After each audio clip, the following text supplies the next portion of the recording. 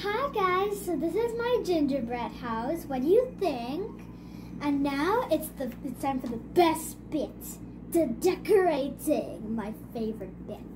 So first, I'm going to use these balls of candy and put them on the roof. Okay, so I have to open these. Can you open them for me? What else do you have? Well, I have some candy cane. It's not like the minty candy cane, but I actually never tried one either, so. And then we have some gumdrops.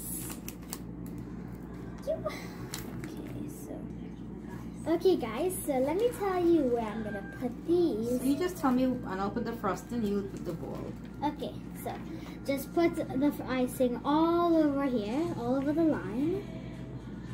Then I'll show you how I'm putting it. There. So I just put each ball on here. But I'm not just putting it like normal. I'm putting it a little spaced out. So it's like I just do one, then... Yeah, make sure you press it down a little so it sticks. Okay. Okay. There. And then I keep doing it over and over. I'm trying to do it carefully. Try to use different colors. Don't put the same color. You have many different colors. Okay, so then I'll do yellow. Ooh, what about green?